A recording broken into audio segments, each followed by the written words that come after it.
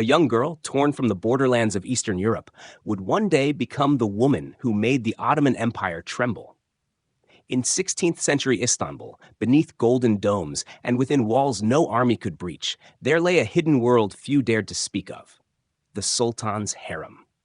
It was not merely a place of pleasure, but a silent battlefield where every glance, every smile, even a whisper could decide whether a prince lived or died, whether a dynasty thrived or collapsed. And from within this world, a nameless slave girl rose to become the most powerful woman in Ottoman history: Hürrem Sultan. In European chronicles, she was called the most dangerous woman of the Ottomans. Western envoys whispered her name, sending home reports filled with fear and fascination. In the streets of Istanbul, rumors spread of how she eliminated her rivals, her legend wrapped in shadows of cruelty.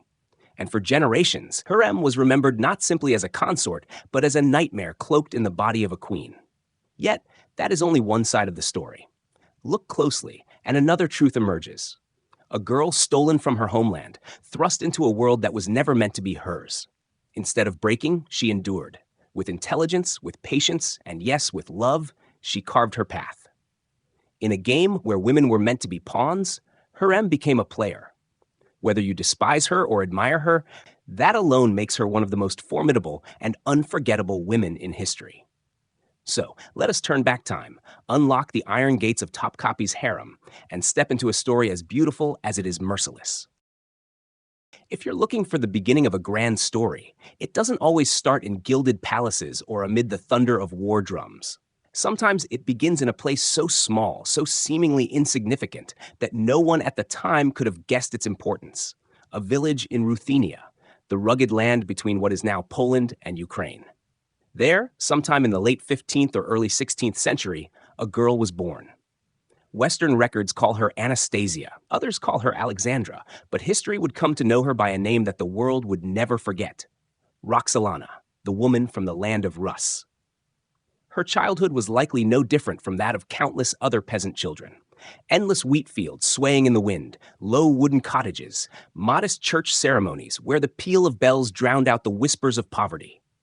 But one day, it all ended in blood. Crimean Tatar horsemen swept down, raiding, burning, killing, and capturing young girls. Roxelana was among them. Perhaps she had no chance to say goodbye to her parents.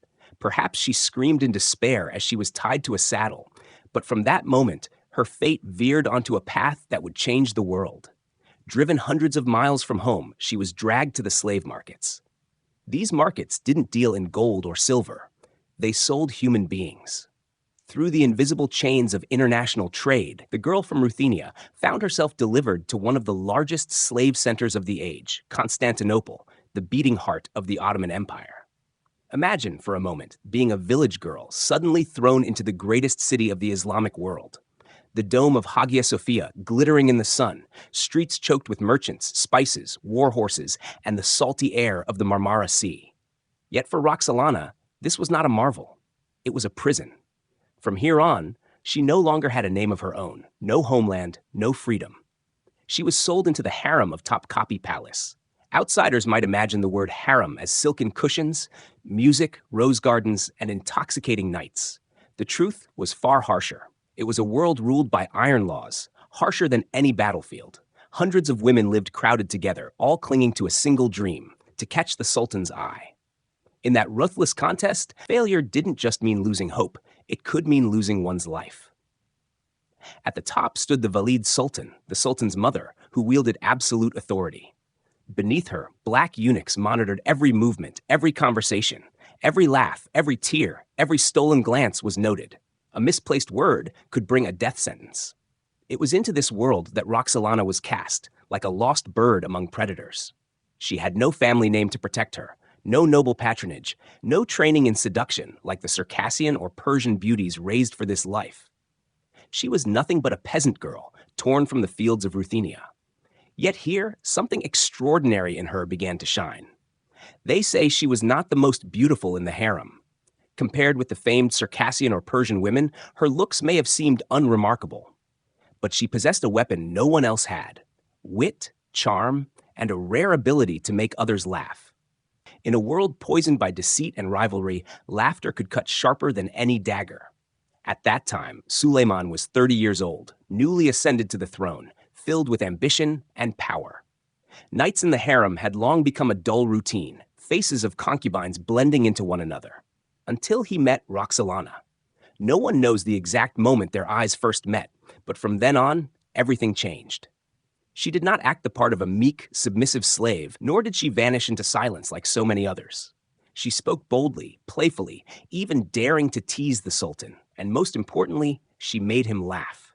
In Suleiman's world, where every man bowed and every word was measured, genuine laughter was a rare treasure. From that moment, he no longer saw her as a slave, but as someone truly unique.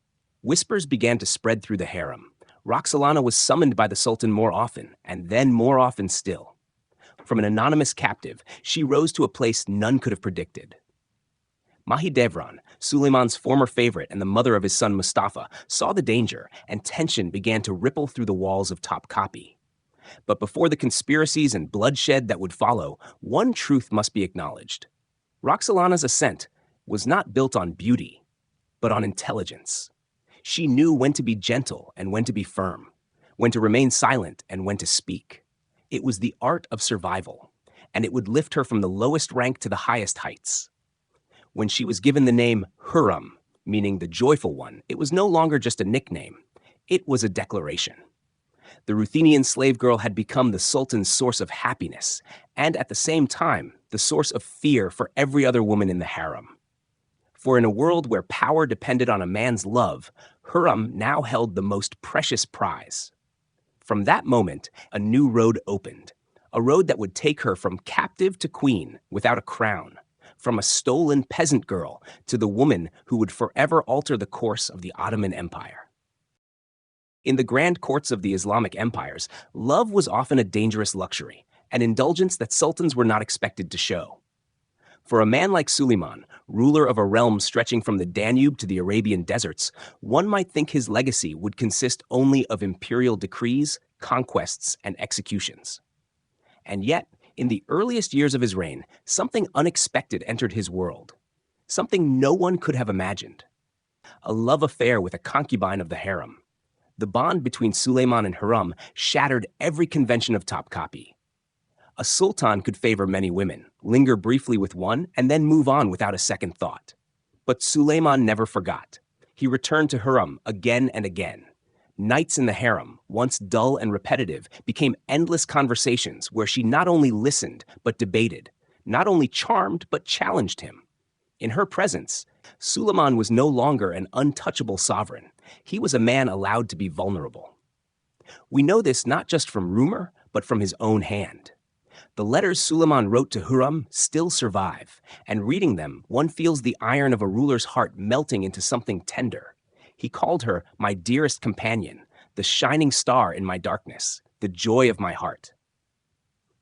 In one letter, he confessed that when he left her for the battlefield, he felt like a body without a soul.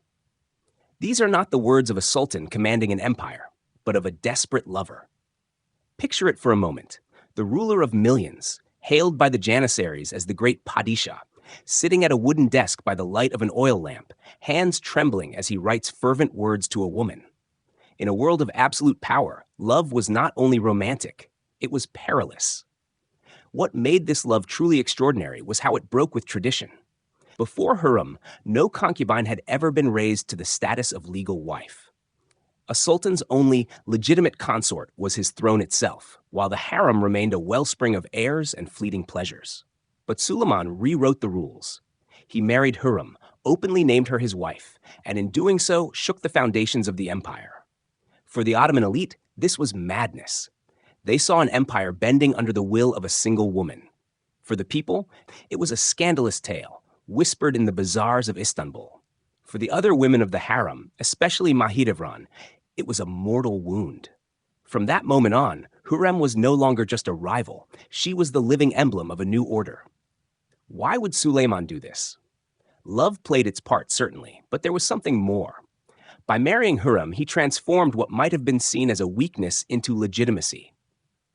She was no longer merely the woman who held his heart, but a recognized figure within the court, with power sanctioned by law. That status gave her the ability to correspond with foreign rulers, to weave her own networks of influence, to play the game of politics in her own name. And Hürrem wasted no time. Love became her instrument, a tool by which a slave could rise into the realm of statesman. The letters she sent to the King of Poland or the Holy Roman Emperor carried not just courtesies, but the sharp intelligence of a woman who knew she stood shoulder to shoulder with Europe's greatest powers. No concubine before her had ever dared such a thing. Yet her most dangerous weapon was the one invisible to all but Suleiman himself, her direct influence over him. In their private exchanges, she planted seeds, ideas, worries, suspicions, that often grew into decisions of state. For centuries, historians have debated whether Hürrem truly orchestrated the downfall of her rivals. But there is no denying she changed the way Suleiman saw the world and through him altered the course of the Ottoman Empire. Love, then, was a double-edged sword. For Suleiman, it was comfort and warmth amid unending wars. For the court, it was a threat, proof that an empire so vast could not be ruled on emotion alone. Every time he marched out of Istanbul at the head of his armies, whispers followed him, that behind the walls of Topkapi, a woman was quietly steering the empire. Here lies the moment where love and power fused so completely that they could not be separated. Love alone might fade. Power alone might be stolen. But when love became power, and power was cloaked in love, there was no rival, no vizier, no prince who could stand in the way. Remember this. Throughout Ottoman history, hundreds of women were favored. Countless beauties passed through the gates of Topkapi. Yet only one became a sultan's legal wife, and that woman was Hürrem. It was not simply the breaking of tradition. It was a declaration. From now on, the harem was not merely a chamber of desire, but a center of power, a place where a woman could reshape the destiny of an empire. And from that point forward, this dangerous love swelled into a storm that would sweep away rivals, spread blood and tears, but also leave behind a legacy impossible to erase. Hürrem, once an anonymous slave, rose to be the lawful wife of Suleiman the Magnificent. From that place beside him, she began to redefine the very history of the Ottoman world. In the shadowed halls of Topkapi's harem, where every footstep echoed like a warning, Hürrem Sultan knew that her love for Sultan Suleiman brought not only power, but also countless enemies. The gilded walls, the rich Persian carpets, and the lingering scent of jasmine in the air were nothing more than a mask, concealing a battlefield where mercy had no place. In that world, the weak were crushed, and the strong had to learn to survive at any cost. For Hürrem, born a slave, there could be no forgetting that every glance cast her way was a hidden blade, waiting for the chance to strike. Among her enemies, Mahidevran, once Suleiman's beloved consort and the mother of his eldest son, Prince Mustafa, burned like a flame of jealousy that refused to die out. Mahidevran's hatred of Hürrem was not only because she had stolen the Sultan's heart, but also because she understood the cruel truth of the harem. A woman's power lasted only as long as her son remained the favored heir. With Mustafa, Mahidevran once believed her path to the throne was secure. Yet the arrival of Hürrem and the children she bore Suleiman began to shatter that seemingly unbreakable dream. Legend tells that, in a fit of rage, Mahidevran attacked Hürrem with a knife. What followed was a tearful, bloody brawl within the palace walls. Anywhere else, it might have been dismissed as the jealousy of women. But in the harem, it was a battle of symbols. Hürrem was wounded, her once flawless face scarred by Mahidevran's blows. But what mattered most was that she did not fall. That moment became proof to the entire court that Hürrem was more than a beautiful smile or a soft voice whispering into the Sultan's ear. She could endure, resist, and survive in a world where the line between life and death was thinner than a breath. Yet Mahidevran was not the only danger. In the corridors of politics, another name loomed larger still. Ibrahim Pasha, the Grand Vizier, childhood companion of Suleiman, and the man many believed second in power only to the Sultan himself. Born a Greek slave, chosen by Suleiman in youth as a friend, Ibrahim had risen to heights unimaginable, becoming the right hand that governed an empire stretching from Budapest to Baghdad. But his meteoric ascent carried within it the seeds of peril. Ibrahim grew confident, even arrogant, forgetting that he remained but a subject. He built palaces as grand as Topkapi itself, hosted lavish feasts, and even had his image carved alongside Suleiman's in frescoes, an unthinkable act in Ottoman tradition, bordering on treason. To Hürrem, Ibrahim was not only an obstacle, but a direct threat, for he stood firmly beside Mustafa and Mahidevran. A Suleiman wrapped in Ibrahim's counsel was a Suleiman drifting out of Hürrem's reach. She did not strike openly, for to do so would be to paint a target on herself. Instead, Hürrem wielded her sharpest weapon, her mind, and her profound understanding of the human heart. She whispered in Suleiman's ear of dangers unseen, planted seeds of doubt that Ibrahim might one day covet a throne that was never his. She showed unwavering loyalty, but with subtle strokes suggested that perhaps Ibrahim's towering power was no longer worthy of the Sultan's eternal trust.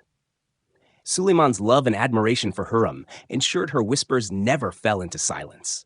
They became needles piercing the pride of Ibrahim, whose confidence already strained the fragile balance. And as cracks began to appear in the once sacred bond between Sultan and Vizier, Hürrem simply waited. Meanwhile, her duel with Mahidevran only grew more bitter. With each passing day, Hürrem secured her place beside Suleiman, not merely as his lover, but as confidant, advisor, and partner in politics. Her sons grew, casting longer shadows over Mustafa's claim to the throne. Each smile she shared, each appearance at Suleiman's side during banquets or prayers, struck like a blow against Mahidevran's pride. Topkapi Palace itself transformed into a vast chessboard.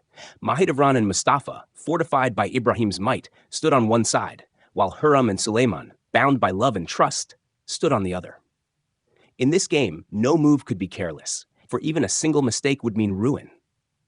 Looking back at those years, one sees how Hürrem, once an obscure slave, became a woman who turned pain into strength, who transformed love into a political weapon, who saw clearly through the illusions of men who thought themselves untouchable. She battled not only Mahidevran's jealousy and Ibrahim Pasha's towering authority, but also an entire system designed to break women like her. And out of that silent war, Hürrem emerged no longer as a mere concubine favored by the Sultan, but as a true power within the Ottoman Empire, ready to face the even deadlier games still to come. In the bloody history of the Ottoman dynasty, few tales chill the soul more than the tragedies that unfolded inside the palace walls, where love and power were crushed into cold, merciless decisions. In that world, the victor claimed the throne, while the defeated vanished forever. And at the very center of this storm, the name of Hürrem Sultan lingers like a ghost, both alluring and terrifying. Her years of influence coincided with the coming of age of Suleiman's sons, each carrying both hope and danger for the throne.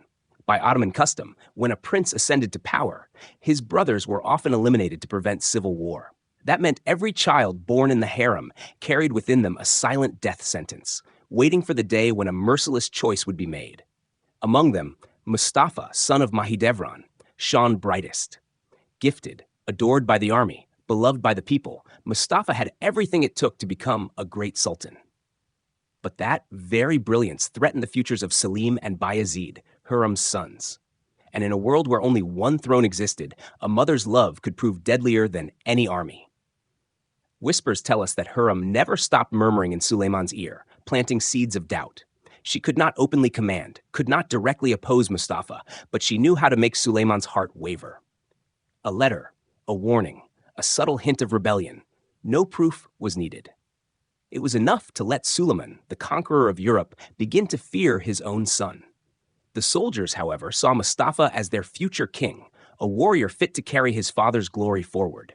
In their eyes, he was hope itself, while Selim, Hürrem's son, was too weak, too drowned in wine and indulgence. That stark contrast made Mustafa a mortal threat to Hürrem's family. The fateful moment came in 1553 during a campaign in Persia. Mustafa was summoned to his father's tent. No one in the camp could believe what was unfolding, for it was a trap set in advance. As Mustafa entered, the eunuchs leapt upon him, binding him with a bowstring. They say he fought like a cornered tiger, his battlefield strength striking fear into many, but numbers overwhelmed him. He fell, strangled until his last breath slipped away. When he died, The camp fell into stunned silence, as if time itself stopped to witness a sin that could never be erased. For many soldiers, this was not just the death of a prince, it was the betrayal of a father. They no longer looked at Suleiman as the great emperor, but as a man swayed by a woman's schemes.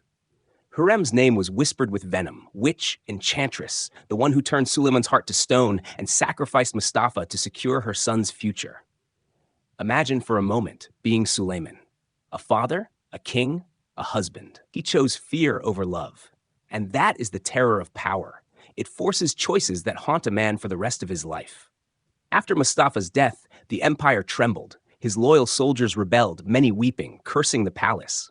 Among the people, dark rumors spread that the harem had been poisoned by the plots of a foreign woman. Suleiman's authority remained unshaken, but the reverence once surrounding his name began to crack. And Hürrem? She still sat within Topkapi Palace, in those shadowed corridors, listening to the wind whisper through the arches. She knew the cost of victory.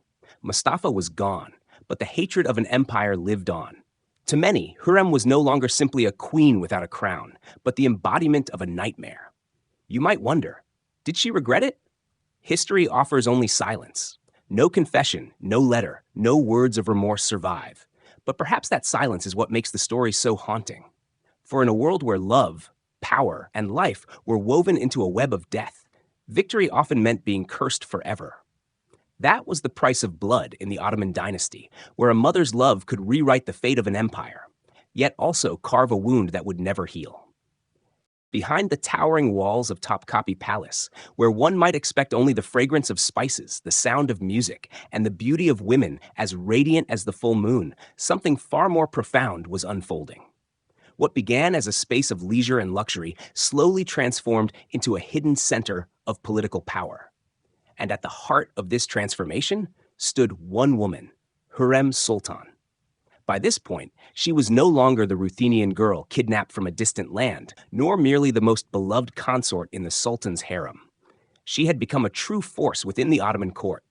And to achieve this, Hürrem wielded a unique arsenal: the pen, her intellect, and the art of image-making, ensuring that her name echoed not only through the halls of Istanbul, but across the royal courts of Europe. In Ottoman history, no woman had ever dared to directly intervene in matters of state, let alone correspond with foreign monarchs. Yet Hürrem shattered these boundaries. She wrote to Sigismund II Augustus, King of Poland, with words that were at once soft and firm, diplomatic yet laced with veiled threats. She exchanged letters with Ferdinand I, the Holy Roman Emperor, proving that the Sultan's harem was not just a place of laughter and song, but also a sophisticated hub of diplomacy. These letters not only strengthened foreign alliances, but underscored a revolutionary truth. A woman who had once been a slave now stood, at least through her words, on equal footing with some of the most powerful rulers of Europe. But Hürrem did not stop at diplomacy. She knew that if she existed only as a shadowy figure of power, history would condemn her as nothing more than a blind manipulator. And so she carefully cultivated another image, that of a mother to the people, a patron of religion and education. In Istanbul, she commissioned public works that spoke directly to the hearts of the empire's subjects: schools to raise the next generation, public baths open to both nobles and commoners, and above all, a mosque that bore her name, the Haseki Hürrem Sultan Mosque. Every stone, every dome was not just an expression of faith, but a declaration that she had inscribed herself onto the very fabric of the city, turning the loyalty of the people into a shield against the storms of politics. Curiously, it was these very public works that gave her power a form of quiet legitimacy. To the common people, she was not only the woman accused of orchestrating the death of Prince Mustafa, but also the benefactor who gave them schools, places of prayer, and the dignity of clean public baths.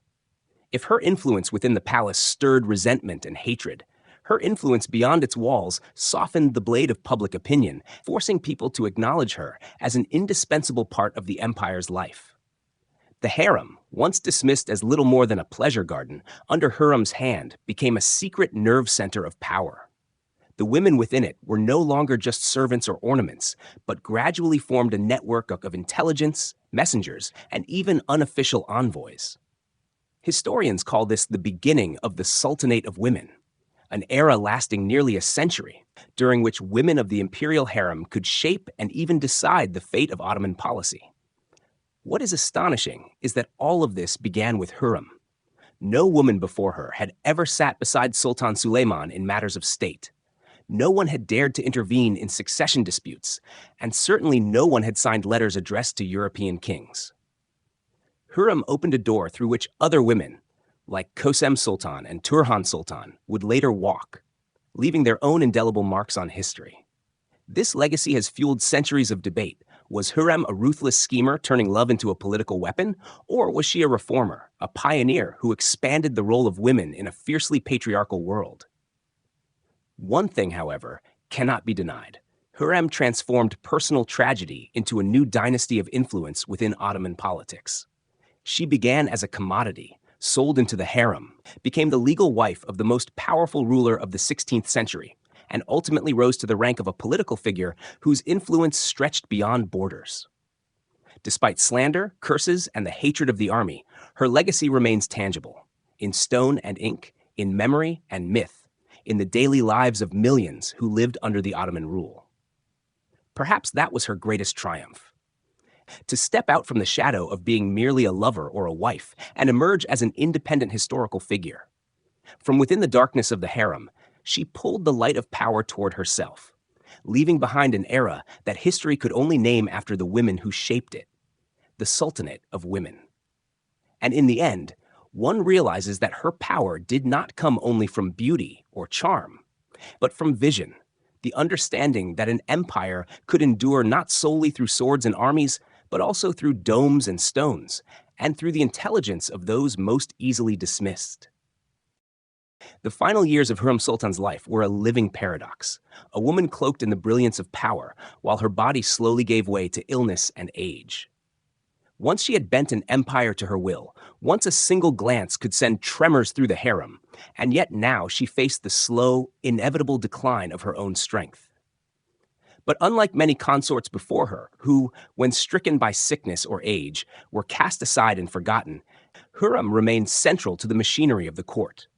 Her presence, frail though it became, still carried weight, still commanded caution from viziers, and still drove princes to compete for even the smallest token of her affection. Even in her waning years, letters continued to arrive addressed to her, from Poland, from Western lords, and from far beyond. Her influence had long since escaped the confines of the harem, spilling over into the realm of international politics. Yet her health no longer allowed her to plot and maneuver as she once had. Endless hours of intrigue and careful calculation gave way to bouts of unrelenting pain. They say that in the afternoons at Topkapi Palace, she would sit by the window, gazing absently across the Bosphorus. The ceaseless current seemed a mirror of her own life, glorious and merciless all at once. For Suleiman, her decline was a wound deeper than any battlefield scar. He was the mighty sultan who ruled 3 continents, yet in his love for Hürrem, he was merely a man consumed by feeling. Throughout his life, he had written poetry under the pen name Muhibi, and in many of those verses, Hürrem's image lingered as his inexhaustible muse. In her last years, he remained devoted, visiting her when she was bedridden, speaking to her of the empire's burdens, sharing what time was left. But he also knew, with an unshakable certainty, that one day he would face the loss he feared most. Her death in 1558 shook the Ottoman court to its core. For some, it was a relief, the lifting of a heavy shadow from rivals she had long crushed, whether Mahidevran or the grandees of the empire. Yet her absence carved a void no other woman could fill. Whispers spread in the palace that the air had grown lighter, freer, but Suleiman himself sank into grief. The same ruler who had condemned his son Mustafa to death, who had shown such cold ruthlessness to his enemies, now mourned with tears for the passing of a single woman. Hürrem was laid to rest in a splendid mausoleum within the courtyard of the great Süleymaniye Mosque, the architectural jewel Suleiman himself had commissioned as a symbol of his golden age. The place of her burial was not merely a gesture of love, but a declaration. Hürrem was no ordinary consort. She was part of the empire itself, a political figure enshrined in stone. The marble walls, the intricate patterns, the grandeur of her tomb, all proclaimed that her legacy would not be erased. But what, in truth, was that legacy? To some, she was a villainess, the schemer who brought Mustafa to his death, who shattered harem traditions, who bent the empire's natural order. To others, she was the harbinger of a new age, the age when women first wielded great political influence, the dawn of the Sultanate of women. Love her or hate her, none could deny that she forever altered the face of the harem, and with it, the course of Ottoman politics. After her, others would follow, Hürrem Sultan, Turhan Sultan. Yet each walked the path she had carved. They would rule through their sons, through their influence within the harem, through secret diplomacy, and at times through assassination in the shadows. It was Hürrem who laid the foundations for that extraordinary era, when women cloistered behind palace walls held sway over the destiny of one of the world's greatest empires. For Suleiman, her absence was an emptiness that never healed. They say that after her death he grew quieter, that his poetry turned mournful, his eyes clouded with sorrow. He had conquered vast lands, yet he could not conquer the loneliness left in Hürrem's wake. And perhaps it was that very truth that made their love story, blood-stained and tear-soaked though it was, one of history's most unforgettable romances. Hürrem Sultan passed away, but her legacy endured, not only in the charitable foundations she established, not only in the chronicles of the Ottoman Empire, but in the memory of a woman who defied every barrier and rose from a captive taken in Ruthenia to the most powerful woman of a mighty empire. Her name, Hürrem, meaning joy in Turkish, carried a bitter irony, for her joy so often came at the cost of another's tragedy. Yet that is precisely what made her both feared and fascinating, cursed and admired, an enduring, haunting figure in Ottoman history. In the eyes of 16th century Europe, the name Hürrem was a nightmare wrapped in intrigue, sometimes even more terrifying than the sight of Ottoman sails sweeping across the Mediterranean. Ambassadors from Venice, Poland, and France returned home with reports of a red-haired woman with dagger-sharp eyes, a figure who could bring the greatest sultan in Ottoman history to his knees.